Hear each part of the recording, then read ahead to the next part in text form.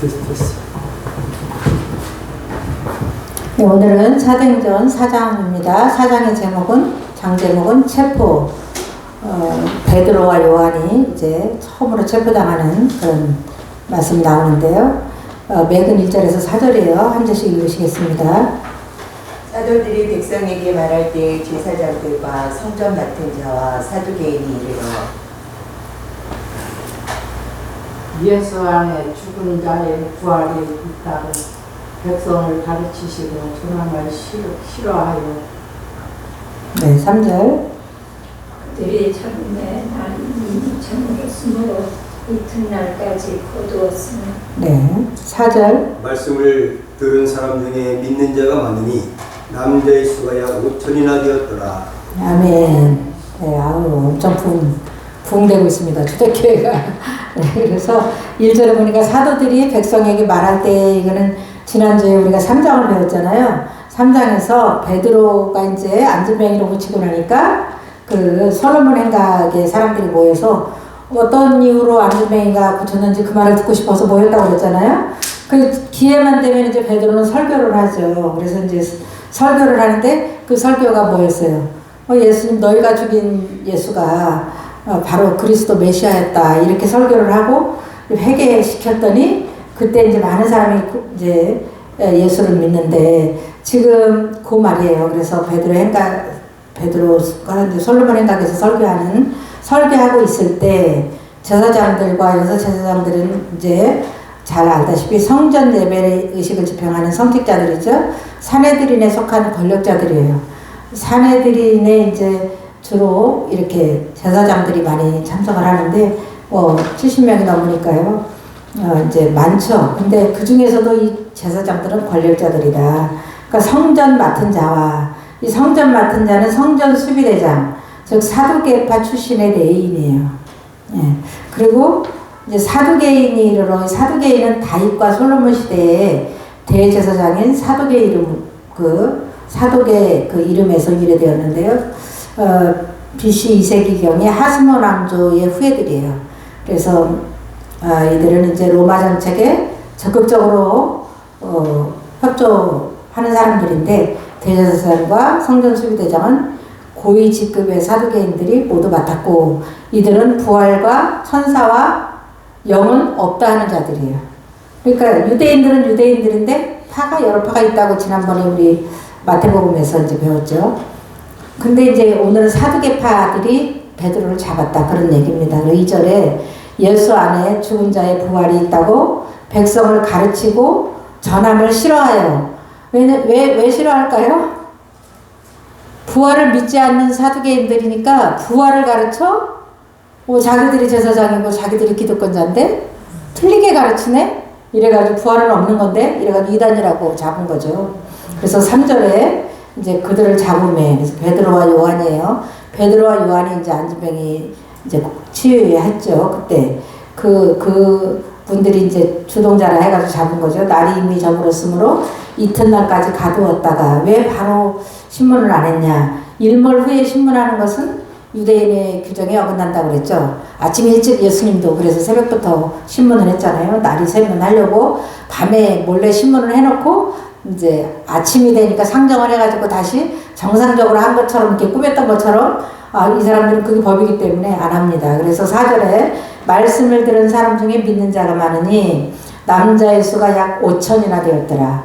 솔로몬 행각에서 설교한 그 결과예요. 결과가 남자의 수가 5천이나 예수를 믿고 회개했다.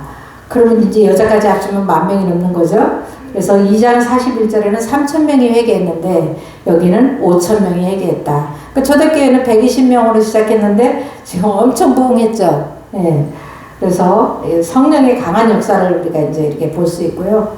성령이 강하게 역사하면 마귀도 또 가만히 안 있겠죠. 그래서 지금 이제 그 말씀을 전하는 말씀을 싫어하는 거예요. 그래서 붙잡히게 됐고 5절로 7절에는 사내들인 공예를 소집하고 신문하는 과정이 나와 있습니다. 이 단락별 제목이죠. 핍박의 주동자 세력은 이제 사두개파들이죠. 예, 제사장 그 세력들이에요. 소집했는데 예루살렘이죠. 이튿날 관리들과 장로들과 그러니까 지파용 두머리들이죠. 서기관들이 그러니까 바리새인으로 구성된 율법 교사들이에요. 예루살렘에 모였는데 사내들인 공회의 구성원들 유대인의 최고 재판기관이에요. 여기 사내들인이라는 거는. 그래서 지방법정 그러니까 지방의 작은 이런 곳에서 일어났던 일들도 어려운 거는 전부 여기 사내들인에 와서 재판을 해서 결정을 짓는 종교 재판소죠. 예. 그래서 소집 대상은 사두개인 가문의 전현직 제사장들이에요. 전직과 현직 제사장들이 다 이제 모였는데 대제사장 안나스는 익숙하죠? 전직 제사장인데 예수님 십자가에 못 박을 때 거기도 나온 이름이죠. 가야바의 장인이죠. 현직 제사장의 장인이죠. 그래 가야바는 이제 현직 제사장이고, 그다음에 사내들인 공회원의 의장이죠. 이 사람은. 그리고 예수님을 빌라도에게 넘긴 자죠. 그다음에 요한은 이제 가야바의 후임이거나 그런 걸로 이렇게 알고 있고요. 안나스의 아들이고, 그러니까 가야바의 처남인 거죠. 예, 즉 요나단이라는 그런 제사장이 있었는데 그 사람인 것 같다 이렇게 봅니다. 그 다음에 알렉산더와 안나스는 이제 안나스 가문의 사람인 것 같은데 누군지 정확하게는 모르는 사람이고요. 이렇게 해가지고 대제사장 문중이 다 모였대요. 그러면 전직 현직 제사장들이 모이면 얼마나 그 위력이 대단하겠습니까? 그래서 사내들인 재판 모습은 긴 옷을 입은 당대의 최고 권력자들이 높은 단상 위에 반원형으로 이렇게 앉는데요. 요즘에 이제 우리가 그 헌법재판소를 봤잖아요. 그 일자로 이렇게 쭉 앉아 있는데 그 긴 옷을 입고 이렇게 앉아 있잖아요. 그런데 여기에서는 그런 거하고 비슷한데 반원형으로 이렇게 돼 있어가지고 지금 이 베드로와 요한을 한 가운데 세우는 그렇게 얼마나 위협적이에요. 그냥 앉아서 이렇게 듣는 것도 아니고 한 가운데 세워놓고 이렇게 하는 그런 걸 상상해 볼 수 있습니다. 그래서 이제 피고는 마루 위에 서서 신문을 받는 거죠. 높은 단상에 타원형으로 쫙 제사장들이 이제 앉아 있는데 가운데 서서 신문을 받는 거예요. 그래서 이제 신문이 7절인데요. 안전뱅이를 취하는 근거와 방법을 물어요. 신문이 누구의 이름으로 안전뱅이를 고쳤냐 지금 그런 얘기 하는 겁니다. 그래서 7절에 사도들을 가운데 세우고 재판하는 모습이죠. 묻되 너희가 무슨 권세와 누구의 이름으로 이 일을 행하였느냐.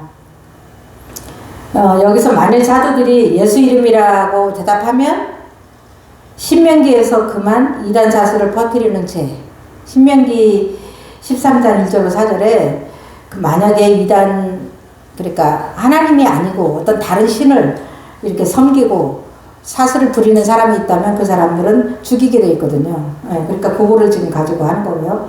하나님의 이름으로 했다고 대답한다면 하나님의 이름을 망령 때 일컫는 죄를 이제 죄로 기소할 거예요. 그래서 이렇게 말해도 걸리고 저렇게 말해도 걸리는 이런 이제 아주 신문을 합니다. 그래서 이제 8절로 12절 단락에 보니까 베드로의 사내들인 공회 설교예요. 왜 갑자기 설교냐. 이 내용은 설교 자리는 아닌데요. 내용으로 봐서 설교예요. 그래서 이렇게 설교라고 해놨는데 변론적 복음 전파예요. 변론을 하는데 복음 전파를 하고 있어요. 그래서 설교가 된 거죠. 그래서 이제 신문을 했으니까 대답을 해야 되잖아요. 그래서 8절이에요. 베드로가 예의를 갖춥니다. 이에 베드로가 성령이 충만하여 이르되 백성의 관리들과 장로들아 이러면서 예의를 갖춘 이런 호칭이고요. 그 영감에 의한 변론을 하는데요. 마태복음 19장 20절에 나오는 이런 말씀입니다. 좀 기록해놨어요. 너희를 넘겨줄 때에 어떻게 또는 무엇을 말할까 염려하지 말라. 그때에 너희에게 할 말을 주시리니 말하는 이는 너희가 아니라 너희 속에서 말씀하시는 이 곧 너희 아버지의 성령이시니라. 이거 언제냐면요. 마태복음 10장에 제자들을 가르치실 때 사도들을 12명을 보내신 파송을 하시면서 제자들을 가르치신 그 내용이에요. 반드시 전도하다 보면 핍박도 받고 붙들릴 때도 있을 텐데 이때 변론을 할 때는 무슨 내 생각으로 무슨 말을 할까 고민할 필요가 없다는 거예요. 성령이 하게 해주실 거래요. 말하는 건 네가 아니라 성령이라. 이렇게 말해주시니까 얼마나 확실해요. 그래서 우리가 복음 전파할 때 혹시 뭐 우리도 다른 나라에 가면 복음 전파하다가 붙들릴 수도 있을 수 있겠지만 무슨 말을 할까 생각하지 말래요. 이게 복음이에요. 막 진리예요. 그렇기 때문에 우리가 이걸 믿고 해야 되는 거죠. 베드로는 지금 이제 말을 잘할 수 있는 게 뭐냐면 8절 그 초입에 보니까 베드로가 성령이 충만했으니까 당연히 성령이 말하시겠죠. 지금 그런 내용입니다. 그래서 이제 반문을 해요. 이제 변론을 시작하는데 9절에 만일 병자에게, 그러니까 안전뱅이죠, 행한 착한 일에 대하여, 그러니까 안전뱅이를 치유한 일이죠. 이 사람이 어떻게 구원을 받았느냐고 오늘 나에게 질문한다면 아주 반대로 역질문하듯이 이렇게 물었냐? 그렇다면 내가 대답하겠다, 그런 말이죠. 그래서 이제 대답을 하기 시작하는데요. 10절이에요. 변론적 복음 선포를 해요. 그래서 너희가 십자가에 못 박고 하나님이 살리신 나사렛 예수 이름으로 치유했다고 아주 그대로 말합니다. 여기서 뭐 살아남기 위해서 말을 돌리거나 좀 듣기 좋은 말로 이렇게 포장을 하거나 이런 말이 아닙니다. 그래서 너희와 모든 이스라엘 백성들은 알라, 이거는 알라 이 말은 권위 있는 명령형인데요. 너희가 십자가에 못 박고, 그러니까 사내들인의 죄를 폭로하는 거예요. 너희가 십자가에 못 박았잖아, 예수. 그 얘기 하는 거예요. 그러니까 뭐 완전히 우리가 생각하던 목숨 걸었죠, 지금. 예. 이 서서히 퍼런 이 사내들인 회원들 앞에서, 공회원들 앞에서 예수님도 죽인 사람들이잖아요. 이 사람들이 예수를 빌라도에게 넘긴 사람들이잖아요. 그럼 내란 음모죄로 빌라도에게 넘겨서 자기들이 재판할 때는 신성모독죄였는데 나중에 내란 음모죄로 넘기잖아요. 그래야지 죽이니까 로마에서. 로마 정부에다가 넘긴 거죠. 그래서 죽였잖아요. 그러니까 그 예수님을 죽인 사람들 앞에서 지금 베드로의 담대함이 말로 다 형용할 수가 없어요. 사람이 했다고 할 수 없을 정도로 하나님이 죽은 자 가운데서 살리신, 또 부활했다 이거죠. 나사렛 예수 그리스도 이름으로 이 사람을 건강하게 되어 너희 앞에 섰느니라. 그 나사렛 예수 이름으로 했다고 지금 답을 합니다. 그 다음에 이제 변론을 다시 하는데 두 번째예요. 또 변론적 그 복음 전파죠. 그래서 그냥 막 반박하고 말하고 이게 아니에요. 복음을 전해버리는 거죠. 너희가 배척한 예수는 부활했음 전하신 만민의 구원자다. 그래서 시편 118편 22절을 인용해가지고요. 이 말씀을 하는 거예요. 이게 뭐냐면 이 예수는 너희 건축자들의 버린 돌로서, 그래서 유대인들이, 그러니까 사례들인 공회원들이 예수를 죽인 걸 말하는 거예요. 버렸다, 배신한 거, 배반한 거 말하는 거죠. 유대인들의 예수 배척을 묘사하는 거고요. 진 모퉁이의 머릿돌이 되었다. 배반에 대해서 말할 때 보통 머릿돌을 버렸다 이렇게 성경에 여러 군데 나와 있거든요. 근데 진 모퉁이의 머릿돌이 되셨다 이 말은 만민의 구원자라는 뜻이에요. 머릿돌이 집을 이렇게 돌로 벽돌 하나하나 쌓을 때 그게 딱 그 어떤 기준이 되는 그런 이제 기초돌이죠.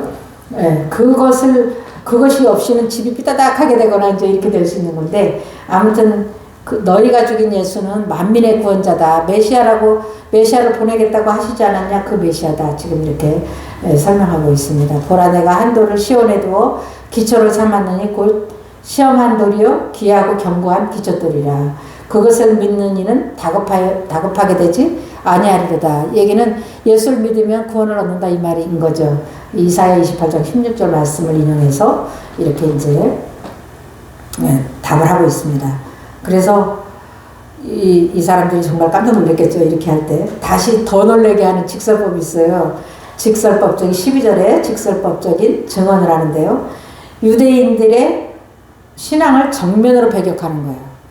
이거 진짜 이거는 신앙적인 일이기 때문에 큰 싸움이 붙으면 큰일 나는 일이거든요. 근데 12절에 다른 이로서는 구원을 받을 수 없나니, 이거는 예수 외에 어떤 이름도 구원을 받을 수 없음을 선포하는 거예요. 천하 사람 중에 구원을 받을 만한 다른 이름을 우리에게 주신 일이 없음이라 하였더라 이러면서 선포를 하는데요. 이 말이 뭐냐면요. 이제 유대인들은요, 혈통, 그러니까 아브라함의 혈통과 율법 준수를 통해서 자력으로 구원을 얻을 수 있다고 믿는 사람들이에요. 근데 그 신앙 자체를 지금 박살내고 있는 거예요. 아주 배격하는 거죠. 그래서 유대인들의 신앙을 직설적으로 배격하면서 하나님은 한 분이시요 또 하나님과 사람 사이의 중보자도 한 분이시니 곧 사람이신 예수 그리스도라는 디모데전서 2장 5절의 말씀과 똑같은 말씀이죠. 그래서 유대인들은 정말 아브라함의 후손이고 우리는 선민이고 또 율법 준수만 잘하면 천국 가는 줄 알고 구원받는 줄 알고 있었는데 잘못됐다 이거를 지금 얘기하는 겁니다. 그러니까 누가 이단이에요 그러면? 누가 이단인지 모르겠어요. 아주 얼마나 과감하게 하는지 몰라요. 그래서 13절로 22절 단락에는요 사도들을 이제 석방시켜요. 왜 석방시키냐? 사내들인의 교권 유지 차원에서 백성을 두려워해서 석방시키는 거예요. 석방 이유는 13절인데요. 비난할 말이 없기 때문에 석방시켰어요. 진짜 이유는. 왜냐하면 그들이 베드로와 요한이 담대하게 말함을 보고 그들을 본래 학문 없는 범인으로 알았다가 그러니까 성경에 대한 전문적 지식이 없는 평범한 사람이에요. 공부한 적도 없고 어디서 배운 적도 없는 무슨 학벌도 없는 이런 사람들이라는 거죠. 이상히 여기며 또 전에 예수와 함께 있던 줄도 알고 또 병 나은 사람이 그들과 함께 서 있는 것을 보고 비난할 말이 없는지라. 지금 뭐가 있어요? 병 나은 사람이 증거예요. 증거. 베드로의 선포가 진리라는 증거가 옆에 딱 서 있는 거예요. 왜냐하면 비진리가 어떻게 병을 낫게 해요? 그러니까 이게 그 사람이 앉아서 거리는 거 다 알고 있는데 그 제사장들도 성전 안에 들어갈 때 다 봤던 사람인데 지금 꼿꼿하게 서 있잖아요. 그렇기 때문에 할 말이 없는 거예요. 그래서 마태복음 10장 20절의 성취인데요.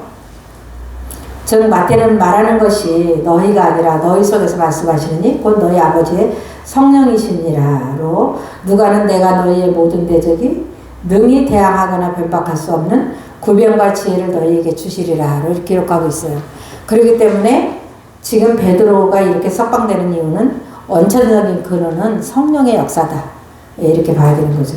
그래서 베드로가 말을 잘한 거예요. 오히려 뭐 둘러대고 뭐 다시는 안 하겠습니다 이래가지고 해결될 일이 아닌데 이렇게 오히려 진리를 선포함으로써 좀 승리하는 장면을 볼 수 있고요. 그건 전적인 성령이 하신 일이다. 그 다음에 퇴정 명령을 해요. 베드로와 요한과 병 나은 사람 세 사람을 나가라 그래요. 명하여 공회에서 나가라고 재판정에서 나가라는 거예요. 나가 있으래.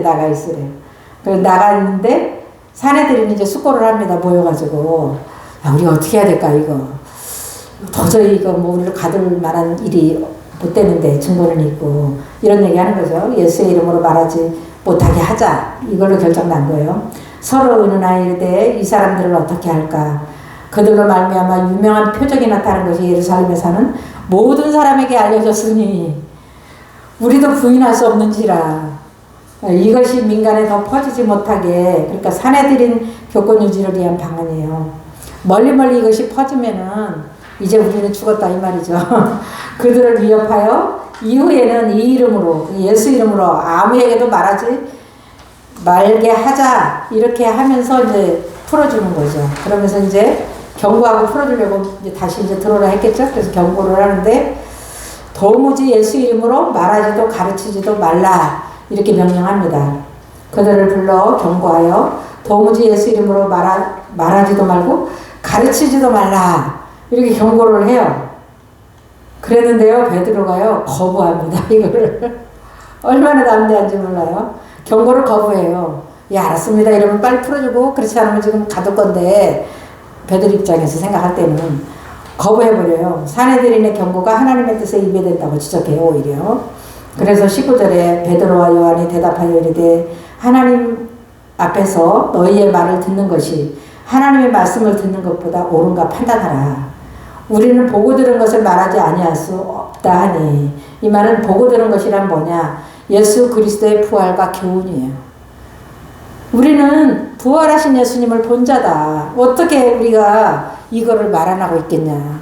메시아인데 그분이 메시아인데 우리는 확실한데 어떻게 이걸 말을 안 하고 있을 수 있냐? 할 수 없다 이렇게 반발을 합니다. 거부해요. 그랬더니 이제 21절에 백성의 반발을 의식해가지고 석방을 해줍니다. 거부를 해도 석방을 해줘요. 사내들이니 결국은 뭐 한 거예요?